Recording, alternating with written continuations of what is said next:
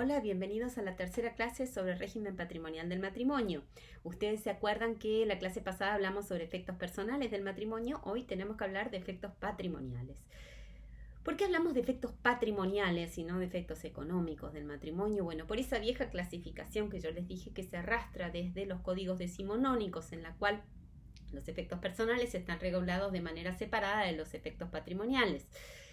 ¿Por qué la palabra patrimonial? Porque el matrimonio produce una afectación sobre la universalidad del patrimonio de cada uno de los contrayentes. Es decir, no importa cuál sea el régimen que los cónyuges elijan, porque pueden elegir, no importa cuál sea el régimen por el que ellos elijan, su patrimonio entero va a estar sujeto a una serie de regulaciones que ahora vamos a tratar de indagar y que ustedes van a profundizar con la lectura luego.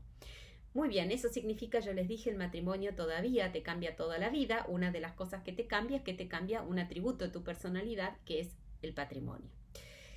Muy bien, entonces efectos patrimoniales del matrimonio. ¿Cómo está regulado en el código los efectos patrimoniales del matrimonio? Bueno, lo van a encontrar regulado a partir del artículo 446 y van a ver que la dinámica es la siguiente. Encuentran un gran bloque de regulación que se aplica a ambos regímenes. Es decir, es como si yo tuviera un cuadro con una regulación que es común a todos los regímenes, cualquiera sea el régimen que yo elija, una flechita que sale para régimen de comunidad y otra flechita que sale para régimen de separación. Muy bien. Entonces, ¿qué es lo que abarca ese régimen común, ese bloque común? Bueno, ese bloque común abarca una serie de disposiciones que en realidad resultan aplicables a ambos regímenes. La primera parte de esas disposiciones son las que regulan la convención matrimonial, que es aquella que me permite, entre otras cosas, elegir un régimen matrimonial, es decir, elegir vivir bajo el régimen de comunidad, vivir bajo el régimen de separación. Una segunda parte que regula una cosa antiquísima, una institución antiquísima, que es la de las donaciones de terceros a los cónyuges o las donaciones de los cónyuges entre sí, que se hace con ellas en la eventualidad de la disolución o que el matrimonio no se celebre. Y finalmente regula una estructura básica de regulación de las relaciones patrimoniales que es de un sesgo más bien comunitarista. Ahora voy a explicar qué es esto, que aparece en la primera parte. Es muy común que aparezca en los códigos que han adoptado la posibilidad de elegir regímenes un marco común que expresa algunas dimensiones propias del matrimonio y que se plasman en esa regulación común. Todo esto lo voy a explicar en 2 minutos para que quede claro. Dentro de 2 minutos, no en 2 minutos. Muy bien, ahí estamos. Vamos un poquito más atrás. ¿Qué teníamos antes de este código? Antes de este código, es decir, desde 1870, el código que hizo Vélez. Vélez tenía la idea. Ustedes piensan que estábamos hablando de un matrimonio indisoluble, es decir, que duraba para toda la vida, que no había divorcio, que la estructura del trabajo era distinta, es decir, la mujer podía tener bienes propios pero no trabajaba, la gente se moría joven, es decir, el matrimonio se disolvía por causa de muerte, no por otra razón. Entonces, la estructura del matrimonio era diversa. Y por otra parte, piensen que la estructura de deberes, ya que hablamos la clase pasada de los efectos personales, era mucho más intensa, es decir, mucho más abarcativa que los deberes espiritualizados o más leves que encontramos en el derecho contemporáneo. Entonces, sobre la base de esa estructura de un matrimonio que tenía una comunidad muy intensa, a Vélez le resultaba como medio esquizofrénico probablemente concebir un régimen en el cual en el matrimonio los esposos fueran una sola carne, pero no compartieran el patrimonio. Básicamente, el régimen de comunidad implica que los bienes se comparten o totalmente, lo que sería la comunidad universal, o se comparten en partes, lo que se llama comunidad parcial. Argentina tuvo siempre comunidad parcial. Básicamente, habría que matizarlo mucho, pero básicamente la idea era que se parten por mitades, que los bienes que se ganan durante la vida en común y que surgen del esfuerzo común están llamados a partirse por mitades al momento de la disolución. Eso significa que en principio la titularidad de los bienes, si bien la titularidad es separada desde una regulación muy antigua, esa titularidad de los bienes está afectada a la comunidad. Es decir, de los bienes que se ganan. La idea de base es que lo que se gana en común o lo que se adquiere durante la comunidad, esa comunidad, se va a partir por mitades. Esto tiene miles de bemoles y de cosas que habría que explicar, pero básicamente esa es la idea que resume el régimen de comunidad. Es decir, comparto la vida, comparto los bienes, y lo que se comparte es lo que se ganó durante esa vida compartida, ¿no? Básicamente. ¿Qué es el régimen de separación? El régimen de separación es lo mío es tuyo, lo mío es mío y lo tuyo es tuyo. Es decir, si yo me caso y entro rica al matrimonio, voy a salir con mi propio patrimonio más o menos indemne, más allá de las cuestiones de los gastos que yo decida hacer durante ese tiempo. Y si soy pobre, voy a salir en el mismo estado en el que entré. Es decir, los bienes que se ganan durante ese periodo no vienen a enriquecer a las partes, sino que enriquecen a cada uno de sus titulares por separado. Es decir, se vive en un matrimonio en el cual uno supuestamente, digamos, se une en matrimonio, pero se divide en materia patrimonial. Esto se hace muchas veces cuando uno de los dos es profesional o tiene una profesión de riesgo, y entonces, por ejemplo, un cirujano, alguno tiene mucho miedo, un hombre de negocios que tenga miedo, una mujer de negocios, ¿por qué no? Que se sienta con temores de que algún acreedor le embargue, entonces por esa razón prefiere mantener los patrimonios separados, y entonces se elige a veces deliberadamente el régimen de separación, o cuando ambos son profesionales independientes o tienen hijos de otros matrimonios previos o de otras relaciones previas, entonces prefieren mantener las cuentas claras, ¿no? Muy bien, entonces a partir del nuevo Código Civil y Comercial en 2015 ya no tenemos solamente el régimen imperativo de comunidad, sino que además se puede elegir el régimen de separación. Y ahora volvamos a la regulación común. Yo les dije que la primera parte se refería a la convención. La convención es el lugar, el instrumento a través del cual yo elijo el régimen patrimonial del matrimonio que va a regir mis relaciones. ¿Qué pasa si yo no hago ninguna convención? Si yo me caso y no hice nada. Bueno, entonces va a regir supletoriamente el régimen de comunidad, que es el que nosotros conocemos desde 1870, quiere decir que de alguna manera ha forjado en nuestra cultura, en nuestra manera de concebir las relaciones patrimoniales de los cónyuges. La convención también puede tener otros objetos que no sean solamente elegir un régimen. Yo puedo hacer un inventario de los bienes, puedo hacer un inventario de las deudas, o puedo dejar constancia de las donaciones que nos hicimos entre nosotros, que de alguna manera preconstituye prueba sobre la titularidad de los bienes. Muy bien. ¿Cuál es la forma de la convención? La convención se hace por escritura pública. Bueno, no vamos a entrar en detalles, después ustedes lo miran bien. Se hace por escritura pública y cobra vigencia solamente a partir de la vigencia del matrimonio, es decir, de la celebración del matrimonio, el momento mismo en que se celebra, pero también puede celebrarse una convención con posterioridad, y en el régimen argentino se puede cambiar de régimen tantas veces como uno quiera, siempre y cuando se pase un año de vigencia entre un régimen y otro. Entonces, el primer segmento que regulan estas disposiciones comunes. ¿Se acuerdan? Nuestro primer cuadrado, esas disposiciones comunes, esas disposiciones generales son la regulación, todos los artículos que se refieren a la regulación de la convención. Una segunda parte que no vamos a tratar acá es el tema de las donaciones, que trata de las donaciones que los terceros hacen a los cónyuges y las condiciones que la embargan, etcétera, etcétera, etcétera. Las vamos a saltear. Vamos a pasar al tercer bloque, que es probablemente el más interesante y el más... no quiero decir audaz porque me parece que sería a lo mejor un poco atrevido decirlo, pero audaz en el sentido de que es me parece muy moderno, ¿no? En su concepción por lo menos sigue los lineamientos más modernos de regulación en la materia en el derecho comparado. Esta segunda parte trata de determinadas reglas que yo no puedo modificar.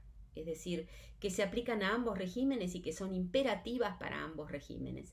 Y básicamente, ¿qué son esas reglas? Bueno, esas reglas básicamente yo quisiera resumirlas en tres. La primera es la que tiene que ver con la estructura de unidad del matrimonio. Y aquí tal vez es muy importante que les diga, que clarifiquemos algo. Casi todos los capítulos, casi todos los títulos y libros del Código Civil y Comercial tienen una serie de principios que son propios de cada disciplina, de cada instituto, ¿no es cierto? El régimen patrimonial del matrimonio, aunque no esté explicitado en el Código, también tiene sus principios propios. Y esos principios básicamente son la protección de la persona, especialmente la protección de la parte más débil, la protección de los terceros, es decir, la seguridad jurídica del intercambio social, porque el matrimonio interactúa con otras personas afuera, y la protección de la vida en común, es decir, la protección de la familia, es un mandato constitucional y que aparece en varias convenciones internacionales. Es decir, van a ver que cada una de las reglamentaciones que están en la parte de disposiciones comunes, básicamente protegen alguno de estos tres bienes o están protegiendo dos principios jurídicos simultáneamente.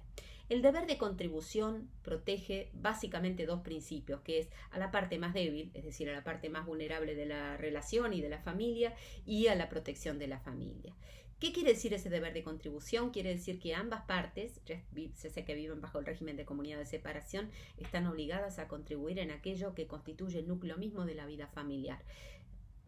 La persona de cada uno de los cónyuges, el hogar conyugal, los gastos que rogue, y los hijos, si los hay, los que son comunes y los de uno de ellos que convivan mientras dure la menor edad de esa persona, mientras si tiene restricciones a la capacidad, mientras las tenga. Entonces, básicamente es las personas vulnerables de la familia deben ser protegidas, y eso es algo que pesa sobre la masa patrimonial de cada uno de los cónyuges, y eso puede exigirse durante la convivencia o al momento de la ruptura, pero puede exigirse, ese deber de contribución es exigible. Y de otra parte, como un eco de ese deber de contribución, van a ver que hay una estructura que protege a los terceros. Entonces los terceros, según esa estructura que está regulada en el código, pueden demandar a cualquiera de los dos cónyuges, eso es lo que tenemos en el artículo 461, pueden demandar a cualquiera de los dos cónyuges que van a responder solidariamente, es decir, con todo su patrimonio, por las obligaciones contraídas en lo que fuera el sostenimiento del hogar de los hijos comunes o de uno de ellos que convivan en las condiciones que dijimos antes. Eso quiere decir que en este juego de dos artículos, que son el deber de contribución que está en el 455 y el deber de responsabilidad solidaria, que tiene que ver responder frente a terceros, el núcleo de la vida familiar, que es el hogar y los hijos, exige de ambos cónyuges una respuesta patrimonial. Y eso está protegido. Entonces, la primera parte que se regula en las disposiciones comunes es el deber de contribuir a esa vida familiar, asociativa, unitiva que está plasmada. Fíjense que el deber de convivencia está implícito en el tema de la protección del hogar conyugal. Segundo lugar, el código regula lo que yo llamaría la estructura de la desconfianza, es decir, en los cónyuges la buena fe está centrada, es decir, uno tiende a confiar en la persona en la que se casa, porque si no, no se hubiera casado, ¿no? Bueno, entonces el código lo que hace es protegerte contra vos mismo, es decir, contra la propia confianza que tenés. Y entonces impone un deber de asentimiento para la disposición, en realidad es un poquito más amplio el artículo, ¿no? Está regulado, ustedes van a ver que eso se encuentra en el 456, ¿no? Y van a ver que se exige que hace falta el asentimiento, es decir, que vos asientas para disponer de los derechos sobre la vivienda familiar o los muebles indispensables, es decir, son los derechos, es decir, no puedo, probablemente abarque incluso el ofrecerla como fianza, ¿no? Quiere decir que esa vivienda familiar está especialmente protegida contra la excesiva confianza que nosotros podemos tener en el otro cónyuge y que podríamos depositar, y que podría hacer que la vivienda familiar desapareciera. De alguna manera el derecho te obliga a controlar. Y no te deja elegir no controlar, al punto que no podés otorgar un mandato para dispensar este asentimiento. Quiere decir que cuando tu esposo o tu esposa quiere vender la vivienda conyugal, te tiene que pedir permiso, y vos lo tenés que firmar por escrito en la escritura pública en la cual ese acto se perfecciona. Y eso es indispensable. Ni siquiera le podés dar un poder a tu esposo para que firme por vos. Es decir, vos tenés que controlar, y te lo impone el derecho, porque el corazón es débil y el derecho te protege contra tu propio corazón. Esa es la estructura de la desconfianza que construye el legislador para proteger a la parte que confió demasiado de una posible burla a aquellos bienes que son esenciales para llevar adelante la vida en común. Pero también el código entiende que esa buena fe entre los esposos, esa confianza recíproca se expresa en una estructura de confianza, y eso es la posibilidad de dar un mandato, de conferir un mandato al otro para que realice algunos bienes. Ese mandato puede ser tácito o explícito, y esa confianza se expresa en que el código no exige una rendición de cuentas. Muy bien. Es decir, si la parte le exige, el otro cónyuge debe presentar la rendición de cuentas, pero en principio se supone que esa rendición de cuentas no debe presentarse periódicamente como si fuera como en los casos del otro mandato. También existe una autorización judicial que ustedes van a ver que supliría eso. Entonces, básicamente las disposiciones comunes tienen tres partes, y con esto terminamos nuestra clase de hoy, porque el régimen patrimonial del matrimonio probablemente lo van a estudiar por separado. Yo ahora les voy a dar simplemente dos lineamientos para estudiar separación y comunidad. Básicamente las disposiciones, nosotros teníamos disposiciones generales, las convenciones matrimoniales, donde elijo régimen y puedo hacer otras cosas, las donaciones, las disposiciones comunes a todos los regímenes. En las disposiciones comunes a todos los regímenes yo tengo el deber de contribución, que tiene como eco la responsabilidad solidaria entre terceros respecto de aquellos bienes que son esenciales para llevar adelante el matrimonio, como es la casa, los hijos. El régimen de la desconfianza, que es mayormente el asentimiento, el régimen de la confianza, que está regulado mayormente en el mandato. Muy breves consideraciones respecto del régimen de comunidad. El régimen de comunidad van a ver que tiene 3 partes. Tiene el régimen de titularidad, que me dice de quién es cada uno de los bienes, si es propio o ganancial, y van a ver las reglas para distinguir si es propio o ganancial. Reglas de administración, es decir, de gestión de los bienes, cómo se regula, y reglas de disolución y partición. Algo semejante van a encontrar en el régimen de separación, que van a encontrar a partir del artículo 505 en el Código Civil y Comercial, y ahí van a ver que son apenas 4 artículos, y van a ver que ahí también básicamente hay reglas de titularidad, de gestión y de disolución. Eso es todo por hoy. Muchas gracias.